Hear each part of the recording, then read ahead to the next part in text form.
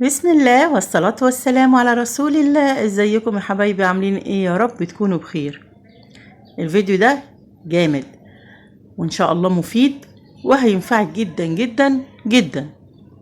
تعالوا اما اقول لكم بقى انا ليه اشتريت كل الكمية ديت من النعناع ومن الملوخية. رحت السوق لقيت الملوخية بسم الله ما شاء الله في منتهى الجمال، حلوة ومليانة كده. في ساعات تجيبي ربطة الملوخية تحس ان الملوخية نفسها مش محملة، يعني لو عملتي منها ربطة كاملة مش هتعمل معاكي طبقين من الملوخية او طبق كمان. وفي اوقات كده زي النهاردة يعني نص ربطة من الملوخية تعمل لك حلة. جبت بقى ما صدقت لقيت الملوخية بالشكل ده، جبت كمية كبيرة وكمان النعناع كان حلو جدا، جبت كمية محترمة من النعناع. يلا بقى خلال الفيديو ان شاء الله هنقول احنا ليه عملنا كده. دي طبعا المشتريات بتاعتي من السوق، كان بقالي فترة تعبانة ومش بنزل السوق، كان البيت فضي خالص. البصل حلو يا بنات، لقيت البصل النهاردة كان ب7.5، حلو خالص. والملوخية كمان كانوا الأربع ربطات ب10 جنيه. شايفين الخضرة الجميلة دي؟ يعني ربطة الخضرة بسم الله ما شاء الله تملى ايدك وبجنيه. جبت بقى كمية برضو من الخضرة زي ما انتي شايفة كده، حوالي 15 ربطة.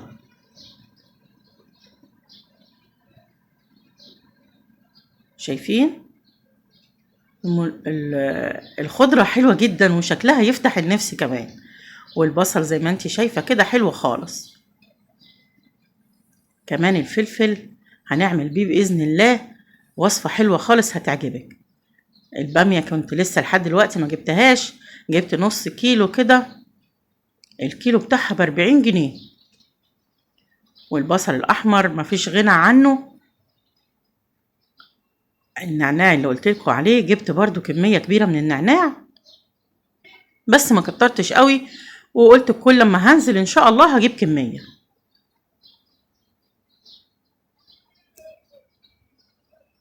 شايفين بسم الله ما شاء الله حاجة. الخضار من الحاجات كده اللي تفتح النفس يعني.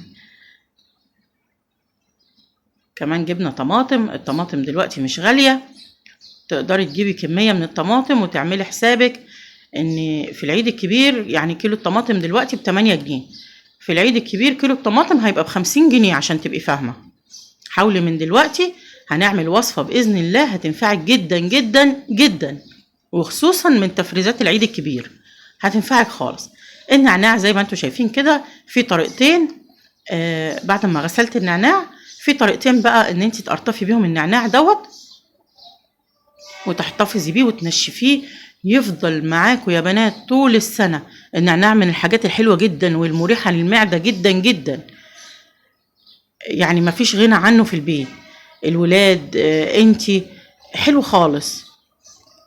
طيب في بقى بصي، طول ما العود بتاع النعناع بيتقطف معاكي وبيتقسم كده تاخدي منه، يعني مش تاخدي الورق بس، انا مش باخد الورق بس، طول ما العود طري وبيتقطف معايا باخد جزء منه مع الورق. هو ده اللي بيدي ريحة بعد كده لما بتيجي تستخدمي النعناع. والطريقة التانية بقى لو عايزة تحافظي على صوابعك كده ما تسودش وانتي بتقطفي النعناع، بالمقص زي ما انتي شايفة كده وهتقطفي الكمية. عشان كده كل لما تنزلي هاتي كمية، ما تجيبيش كل اللي انتي عايزة تخزنيه كله مرة واحدة لانه هيتعبك. الطريقة دي لو هتعملي يعني فدان من النعناع هيبقى سهل جدا بالمقص كمان. هقرطف بقى الكمية كلها اللي انا جايباها وهبدأ ان انا افردها في مكان ما يكونش الولاد بقى بيروحوا يجوا عليه زي ما انتوا شايفين كده. وهنخليها في الجو اللي احنا فيه دوت يعني لحد اخر النهار، وهتلاقيها بقت مقرمشة. هتلميها وتشيليها بقى تحتفظي بيها في برطمان او في كيس بلاستيك، بس تحاولي تخليه في مكان بعيد عن الولاد علشان يفضل النعناع بتاعك الورقة زي ما هي. هتحطيها مثلا لو هتستعمليها في الشاي هتحطيها وتحط عليها المية المغلية هترجع خضرة كأنك جايباها خضرة وحطها في الكوباية.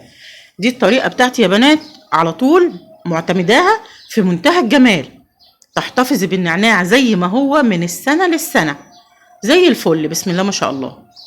هنا بقى الكمية كلها نشرتها، وزي ما انت شايفة كده فردتها علشان تنشف. هنا بقى الوصفة الجبارة اللي فعلا يعني هتسعفنا في العيد الكبير وهتحمينا من الغلا والجشع بتاع التجار.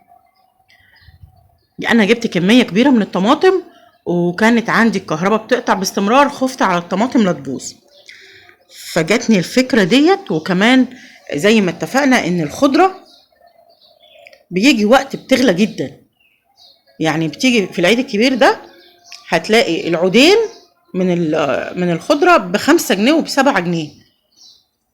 فانت من دلوقتي هاتي كمية، وعايزة تخليها زي ما هي خضرة وجميلة، اتبعي معايا الخطوات وكملي الفيديو للآخر.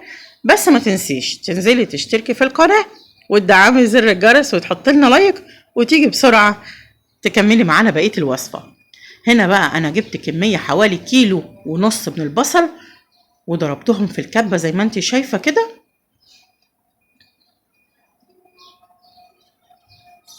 حطيتهم كلهم في الكبة، وتعالي نشوف هنعمل بيهم ايه.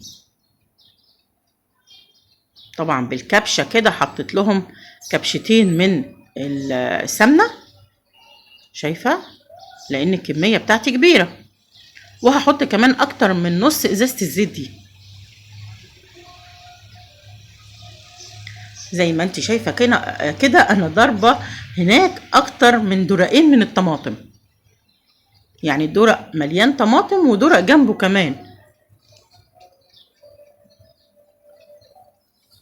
هتحطي ملح بقى حسب الرغبة كده، وبعدين ترفعيهم على البوتاجاز وتقلبيهم لحد اما البصلة معاكي تحمر.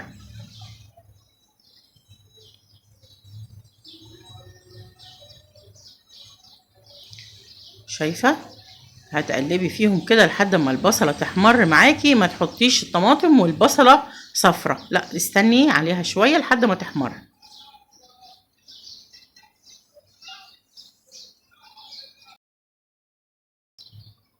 وهنا بقى قربت خلاص اهي البصلة بتاعتي تحمر، وهنزل عليها على طول بالدرقين من الطماطم، درقين مليانين. يعني انا كنت حاطة حوالي 4 كيلو من الطماطم عصرتهم، شايفة.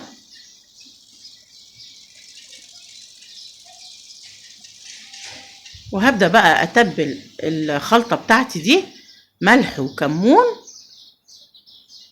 احنا حطينا الملح في الأول، هنحط كمان حوالي 2-3 كبار من الكمون، والفلفل الأسمر معلقة من الفلفل الأسمر، وكمان شطة حسب الرغبة.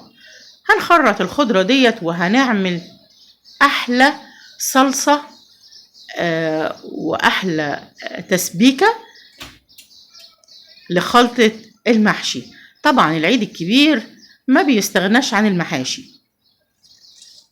لما بنيجي ندور على الطماطم في العيد الكبير وعلى الخضرة يا بنات بنلاقيها مرتفعة نار. يعني كفاية علينا بقى اللحمة اللي بتبقى غالية، فنحاول في الوقت اللي احنا فيه دوت ان احنا نعمل حاجة تنفعنا وقت ما الطماطم تبقى غالية، والخضرة كمان بتدوري عليها مش بتلاقيها. يعني هي بيبقوا عودين التاجر كده يعني عامل فيكي جميل، وهو بيديهم لك ب5 جنيه، بيطلعهم لك كده يعني كأنه مخبيهم مهربهم. فاحنا الخضرة دلوقتي تعتبر ببلاش. هاتي كمية، والطريقة اللي هقولك عليها دي هتلاقي الصلصة بتاعتك الخضرة فيها كأنك لسه مقطعاها.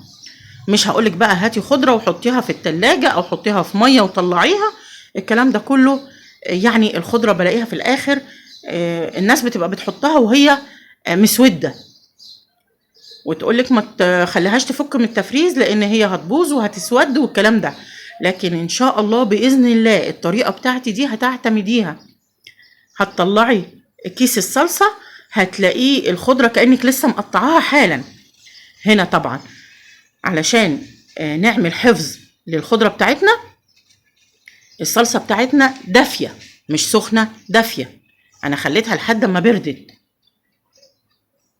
بس لسه فيها نسبة من السخونية. طبعا انتوا عارفين المحشي بيحب الكمون، زودت لها كمان حوالي معلقتين كده من الكمون، ودقت الملح بتاعها، وعلى طول هنزل بكمية الخضرة بتاعتي. هنا طبعا ابني بيحب قوي ياخد صلصة وعليها خضرة ويروح بقى يحطهم في الرغيف ويقعد ياكل، فكان لازم طبعا علشان اسكته واكمل الوصفة ان انا احط له حبة على جنب ياكلهم.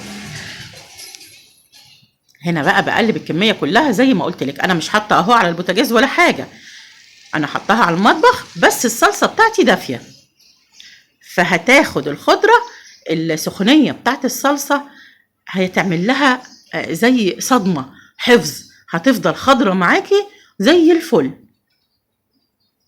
بعد ما تبرد بقى، بعد ما قلبنا فيها كده الخضرة، هتعبي بقى حسب الكمية بتاعتك وحسب ما انت بتحبي كمية الصلصة في المحشي قد ايه. هتعبي الاكياس بتاعتك، هتحطيها في الفريزر، بإذن الله ان شاء الله هتدعيلي، بإذن الله هتدعيلي لما عود الخضرة يبقى ب5 جنيه وكيلو الطماطم يبقى ب50 جنيه، وانتي بتطلعيها كده وبتعمليها، هتحسي انك انتي يعني مبسوطة ومرتاحة ان انتي عملتي حاجة بإذن الله هتنفعك في العيد الكبير بقى، في وقت ما الصلصة الطماطم تبقى غالية، في أي وقت هتنفعك وهتسد معاكي في العزومات، في وقت هتبقي مستعجلة فيه. كل ده الصلصة اللي احنا جهزناها يا دوب هتطلعيها، لو كنت هتسلقي كرنباية أو هتقوري شوية بتنجان وشوية كوسة وفلفل، على طول هتروحي مقلباهم مع الرز وخلاص. هنا بقى بعبي الأكياس زي حسب الكمية اللي أنا بحتاجها على الرز.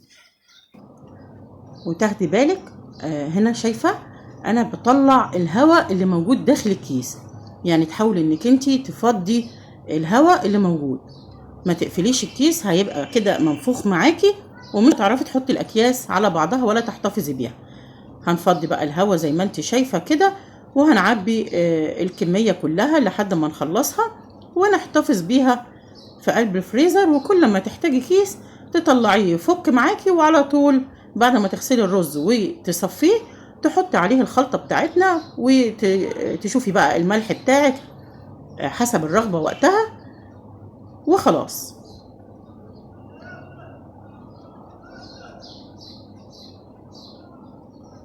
في كل كيس بحاول ان انا اطلع الهواء اللي موجود واقفل، اعمل الربطة في اخر الكيس فوق علشان ادي مساحة للصلصة ان انا افردها. وبس خلاص، ده الفيديو بتاع النهاردة، يا رب يكون عجبك. لو عجبك ما تنسينيش في اللايك والشير والسبسكرايب وتفعيل جرس الاشعارات، بإذن الله يوصل لك كل جديد.